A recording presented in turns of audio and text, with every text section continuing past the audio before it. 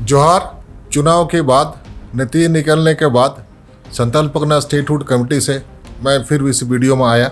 सर्वप्रथम जनता को, प्रशासन को और चुनाव आयोग को चुनाव बिना अप्रिय घटना के संपन्न किया गया, इसके लिए आप सभी को धन्यवाद देता हूं। चुनाव के नतीजे आए, इंडी महागठबंधन स्पष्ट बहुमत से आई, सरकार बनेगी। संथाल परगना से 18 में से 17 सीट इंडी गठबंधन ने जीता।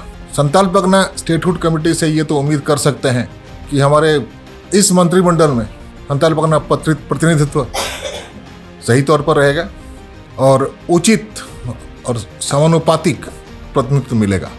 संथाल परगना स्टेटहुड कमेटी अब भी अलग राज्य के बारे में प्रतिबद्ध है।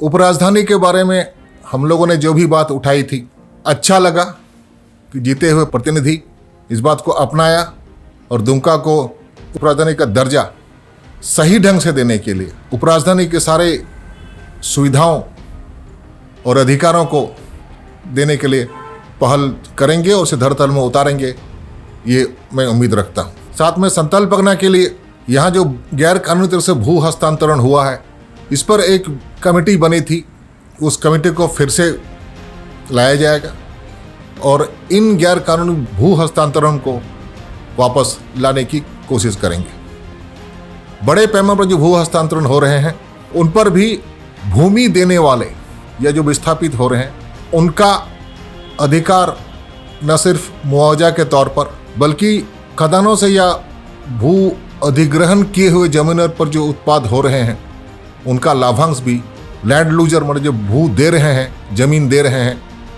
उनको भी मिले।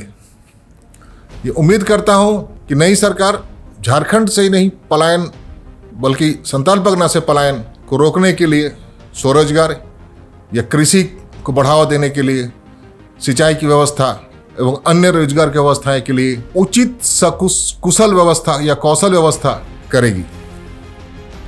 उम्मीद भी ये रखूंगा कि यहाँ से जो जल हमारे पड़ोसी राज्य में जाता है, उस पर केंद्र सरकार के द्वारा अंतर्राज्यीय इंटरस्टेट या जो इंटरस्टेट काउंसिल है, वहाँ बात उठकर उसका मुआवजा ही नहीं, उसके बारे में एक कंपेंसेटरी पहल हमें मिलेगी और यहाँ के लोगों को उसका लाभ भी किसी न किसी रूप में मिलेगा, ये मैं उम्मीद करता हूँ। पलायन के सिवा जो विस्थापित लोग हैं, उन पर भी पहले ही विस्थापित हो चुके हैं, उनके बारे में कुछ सोचेगी और यहाँ से विस्थापितों को पुनर्वासन, सिर्फ पुनर्वासन ही नहीं, उनके रोजगार के बारे में कुछ ठोस कदम लेगी।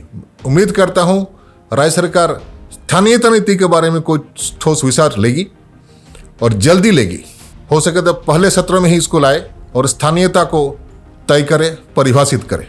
ये भी उम्मीद करना गलत नहीं होगा, ये ज़्यादा नहीं होगा कि हमारी नीतियाँ जो बनी हैं, नियोजन के लिए नीतियाँ जो बनी हैं, उन नीतियों को, जैसे कृषि नीति हमारी क्या होगी, हमारी स्वास्थ्य नीति क्या होगी, ताकि हमारी जन स्वास्थ्य और ग्रामीण स्वास्थ्य व्यवस्था सुदृढ़ हो, लोगों को स्वास्थ्य सुविधाएं मिली, शिक्षा व्यवस्था बंद किए हुए स्कूल खोले जाएं, स्कूलों में अनुबंध में शिक्षक या पैरा टीचर की जगह नियमित शिक्षक का नियोजन करेंगी और शिक्षा व्यवस्था को और ज़्यादा बढ़ावा देंगी। उच्च शिक्षा के लिए यहाँ एक centre of excellence Santhal Pargana में होना जरूरी है। मेडिकल कॉलेज को एक सेंटर ऑफ एक्सेलेंस बनाया जाए ताकि यहाँ से एक भी रोगी रेफर होकर बाहर न जाए। सारी सुविधाएं उपलब्ध कराने की पहल सरकार करेगी, मैं ये उम्मीद करूँगा। आप सबों को फिर से धन्यवाद देकर मैं आज का वीडियो अपने तरफ से अपना वक्तव्य यहीं ख़त्म करता हूँ। जोहार।